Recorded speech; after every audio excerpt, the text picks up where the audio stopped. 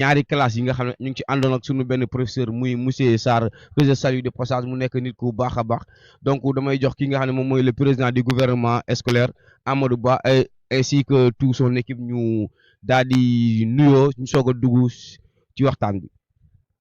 asalaamaaleykum mbooloo mi maa ngi nuyu ku ñu turam ak santam di wuyu si turu Amadou Ba nekk élève en classe de terminale en plus que ma nekkaat président du lycée Mamadou Amadou Dem de Sokone pour loolu nag maa ngi toogaat fii nii sama waa groupe gouvernement scolaire ngir loolu balaa may jàll damay jox ku nekk présenté wu rek pour ñu doog Bonjour, asalaamaaleykum. Maa ngi wuyoo si turu Yacine Silla, élève en classe TL2E, nekk aussi responsable de cette classe.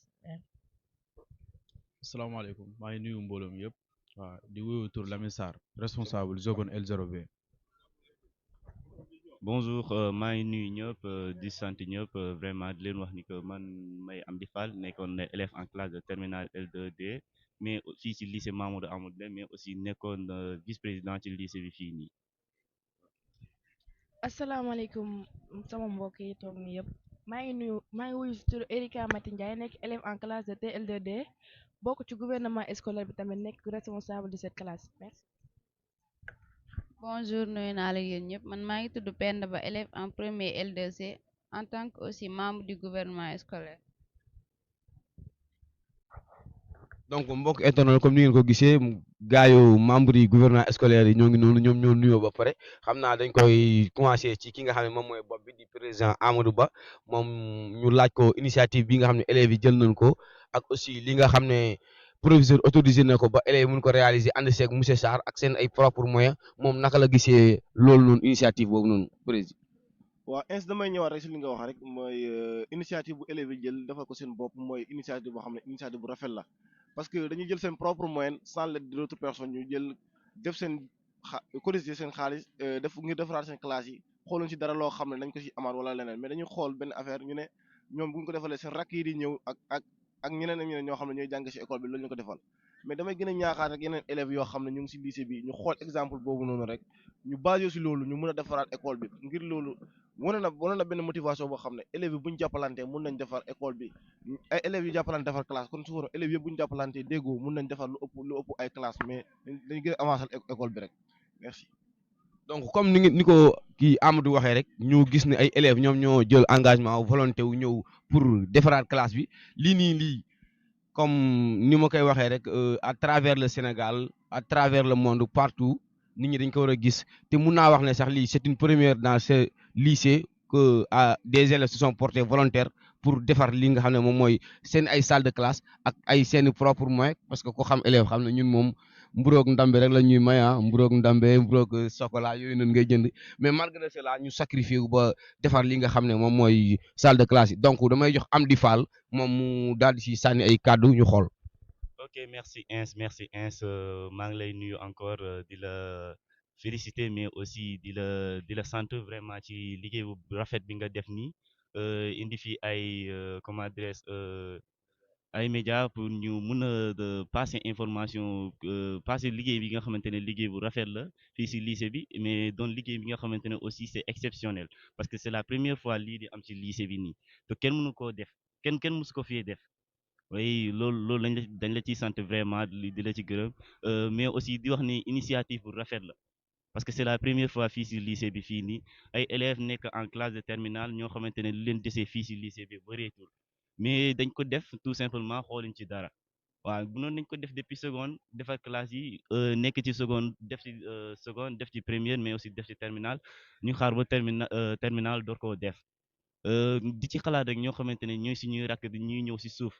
oui bu koy def marqué fi benn empreinte boo xamante ne vraiment day nekk à jamais dans les esprits ñun ne élèves yi ñoo xamante ne terminal lañ doon def ñenn ci terminal L2D mais aussi terminal L2E ñoom ñoo préparé lii ñoo xamante ne ñoom dañ année bu jeexee ñoom dañu war a dem mais ñu jël bàyyi ko fii nii pour seen rakk yi bu ñëwee mun see njëriñoo vraiment loolu acte bu rafet la mais aussi di ci remercier monsieur Sarr moo xamante ne moom moo am initiative bii nii mun a proposer lii bu élèves yi vraiment andi ci def ci détermination wane seen détermination mais aussi am ci engagement pour ba lii mun a réaliser wu tey ok merci.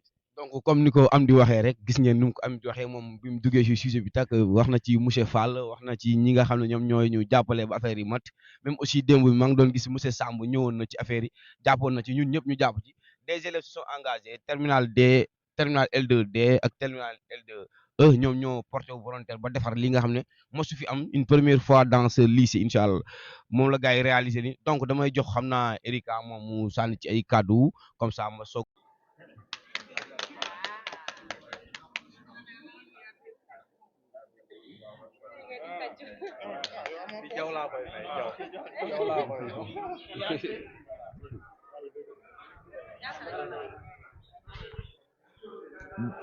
donc gis ngeen ko aussi ñoo ngi nii B6 B6 gis ngeen ay réalisation yi nga xam ne moom aussi ñoom lañ fi def mu ñu nekk ay réalisation yu mucc ayib yu baax a baax yoo xam ne ni kenn xaaru ko woon à chaque instant ñu koy amal fii nga xam ne moom mooy ci lycée bi vraiment mu nekk loo xam ne dañ koy kontaanee bu baax a baax a baax.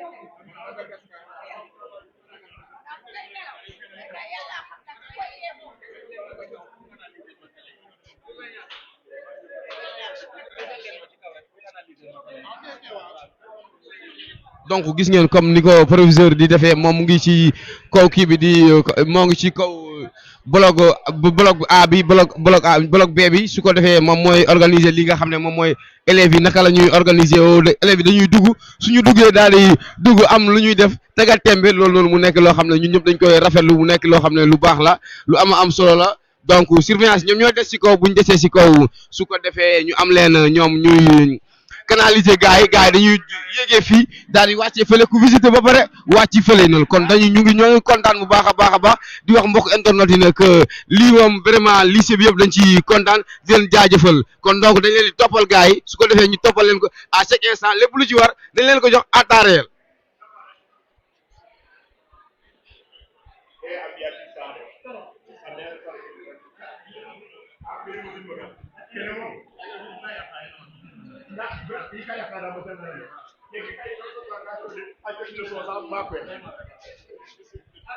Voilà.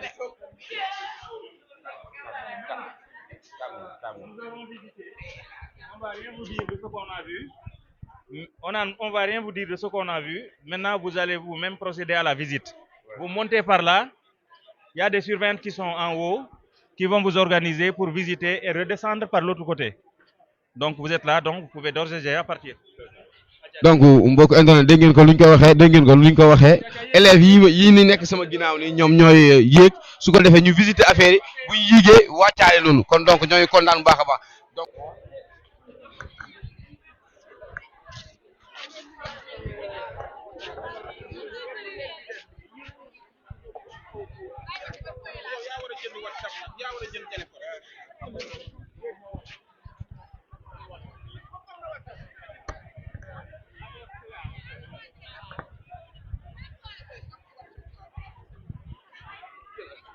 c'est bon, hein?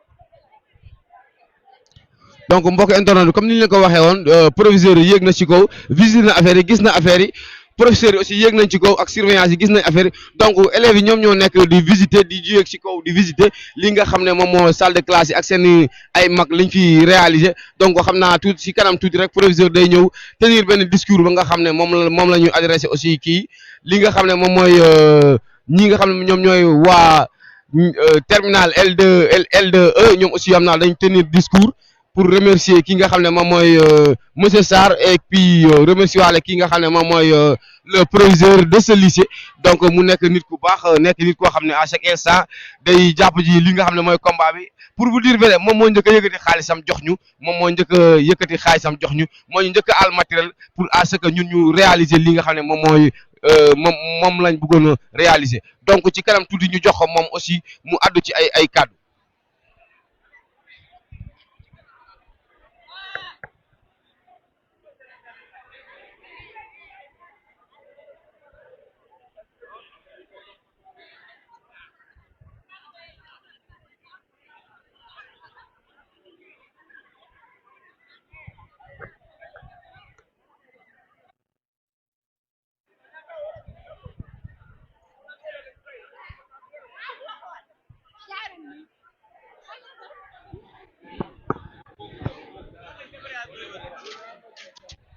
donc mbokk internet yi gis ngeen élèves yi ñoom ñi lañu yéegee bu ñu yéegee ne la wàcc nii xam naa damay daal di ut benn témoignage bi nga xam ne moom la élèves yi mun a amal fii nii su ko defee ñi nga xam ne ñoom ñoo yéeg visiter affaire yi donc ma laaj leen rek naka la ñuy def pour naka lañ gisee initiative bi.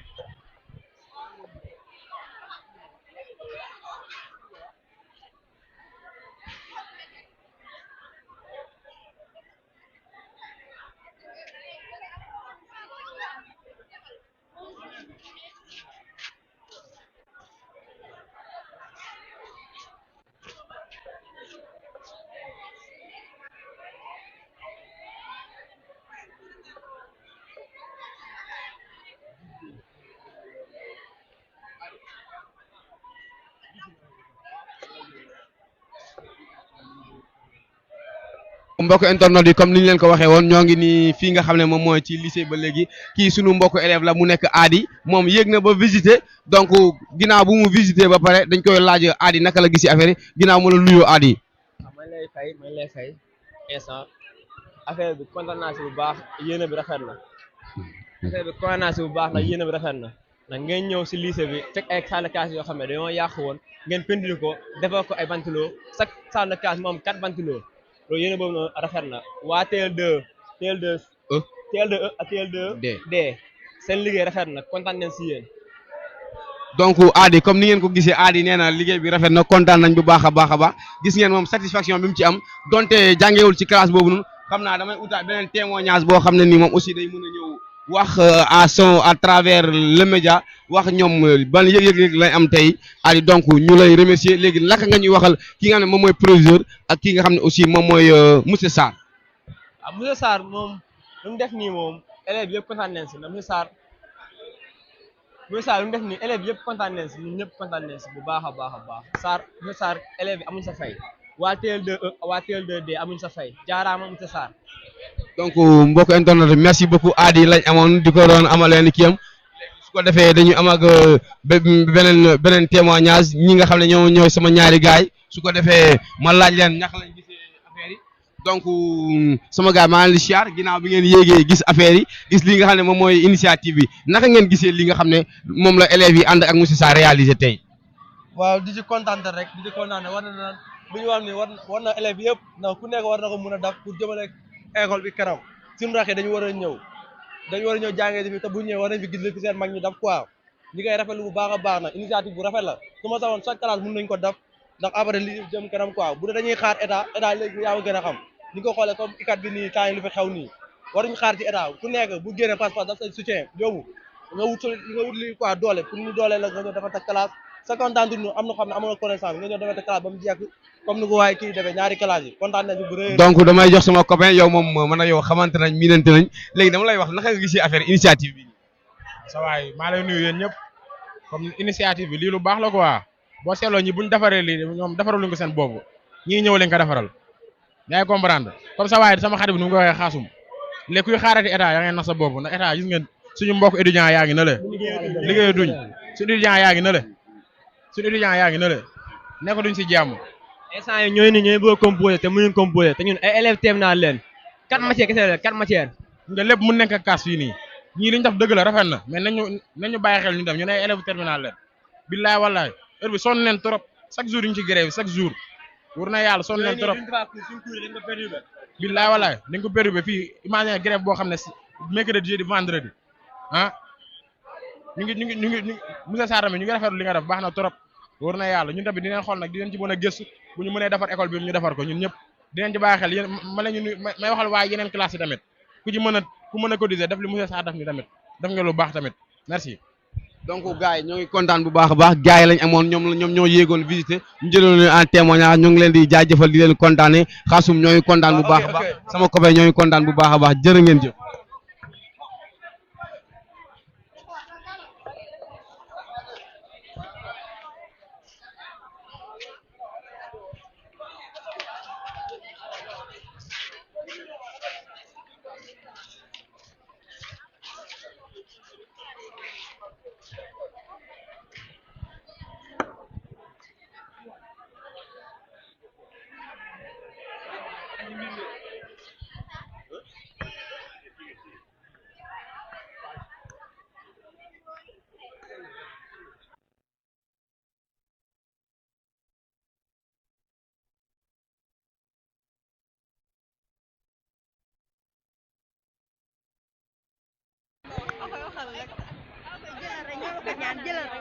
mbokk internet comme ni leen ko waxee woon am nañ keneen ki nga xam ne moom aussi yéeg na ba visiter ba gisee affaire yi soxna si ma lay nuyu di la siyaar di la laaj naka nga gisee li nga xam ne moom mooy initiative bi nga ne monsieur Sarr ak élèves yi réalisé nañ ko. macha allah rafet na moom ni ma ko gisee nii moom rafet na macha allah gars yi dañ see xaar seen tànk tëddee ndax suñ classe bi nu mel ni suñ sañoon moom ñun ñëpp suñ classe bi nii la ñu mel am nañ objectif te atteindre. Ok, donc malheureusement, je n'ai pas la voix de M. Sen. Ma voix ne porte pas assez loin. Mais malgré tout, je vais essayer. Je pense que c'est allumé. C'est bon, hein? Voilà, donc je pense que je vais d'abord saluer le proviseur. Donc, monsieur le proviseur, monsieur le censeur, chers membres de l'administration et distingués professeurs, vraiment, je vous salue. Je me présente, moi c'est Mouché Sarr, professeur de philosophie dans ce même lycée. Et je peux dire que j'étais le coordinateur de ce, n'est-ce pas, de ce projet, n'est-ce pas, projet visant tout simplement à rénover 2 salles de classe de la terminale L2E et L2D. Donc ce projet a été piloté pour l'essentiel par les élèves parce que c'est eux qui ont eu à se cotiser. Ils se sont cotisés et puis ils ont aussi donné des enveloppes, n'est-ce pas, à de bonne volonté. Et c'est ce qui nous a permis quand même de réaliser n'est-ce pas, ce projet ambitieux, j'allais même dire. Mais je voulais féliciter un peu, n'est-ce pas, leur investissement. Parce que moi, je ne vais pas parler de sacrifice, mais je vais plutôt parler d'investissement. Parce qu'ils ont eu l'intelligence d'investir dans leur cadre de vie. Parce que qui améliore les conditions, n'est-ce pas, d'enseignement, d'apprentissage, se donne aussi les moyens de réussir à leur, n'est-ce pas, à leur étude. Donc je pense que le cadre y est maintenant. Je pense que ces salles-là, dans ces salles-là, ils pourront bien suivre le cours, n'est-ce pas? Ils ne vont pas être acculés par la chaleur ni quoi que ce soit. Parce que non seulement on a rénové, on a refait la peinture dans les 2 salles, mais en plus de tout cela, on a aussi eu à acheter des ventilos qui sont au nombre de 8. Donc chaque salle est dotée de 4 ventilos. Donc ce qui est une première, je pense bien, dans l'histoire de ce lycée-là, et même je peux dire dans plusieurs, n'est-ce pas, en tout cas dans tous les lycées de ce secteur-là. En tout cas, je tenais particulièrement à remercier le proviseur, n'est-ce pas, pour sa vision et par son accompagnement. Vraiment, il a été au début et à la fin du projet. Donc, sans plus tarder, je vais donner la parole à 2 représentants, n'est-ce pas, des 2 classes, c'est-à-dire la terminale L2E et la terminale L2D.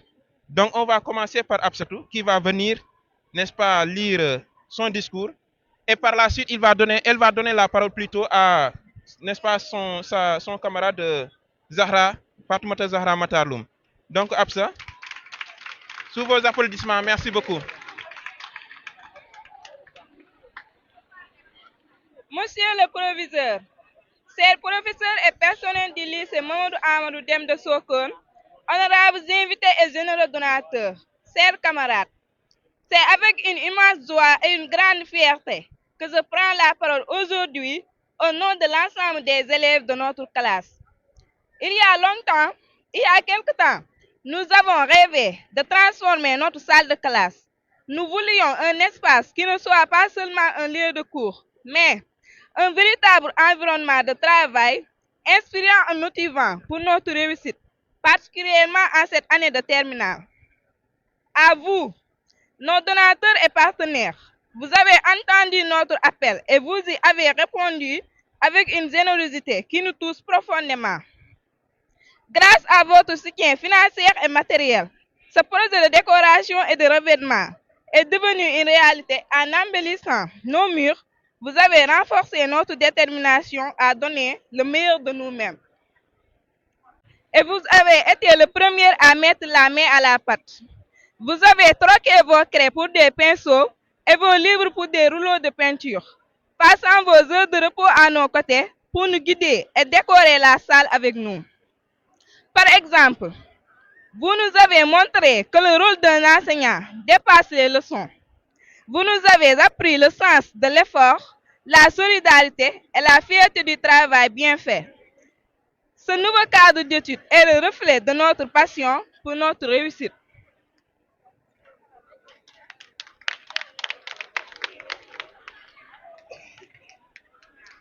Chers camarades de classe, ce projet est la preuve que lorsque nous sommes unis et bien guidés, nous pouvons transformer notre quotidien.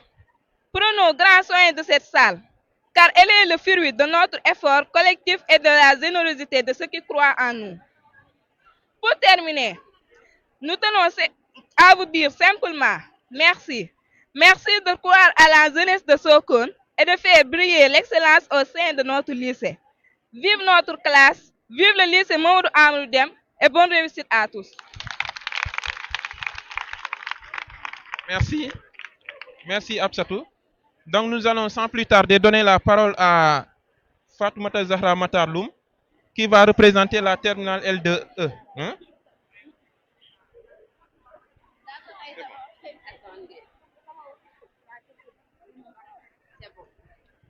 Bonjour à cette auguste assemblée. Je me présente, je réponds au nom de Fatoumata Zahra Matarloum, membre du comité d'organisation que j'ai l'honneur de représenter aujourd'hui. Avec mon équipe, nous étions chargés de rédiger et de distribuer les enveloppes afin de mobiliser les soutiens nécessaires pour revêtir notre salle de classe. Aujourd'hui, c'est une immense satisfaction que nous voyons le fruit de cette mobilisation collective. Nous souhaitons remercier toutes les bonnes volontés qui nous ont soutenus de près ou de loin. Chacun selon ses moyens a contribué à la réussite de ce projet. Votre générosité a transformé une simple initiative en un véritable acte de solidarité scolaire. Nous adressons également notre gratitude à la pharmacie Serigne Saliou Mbacké pour l'appui important qu'elle nous a accordé, sans distinguer personne et sans diminuer la valeur des autres. Une mention très spéciale revient à notre professeur de philosophie, M. Sarr.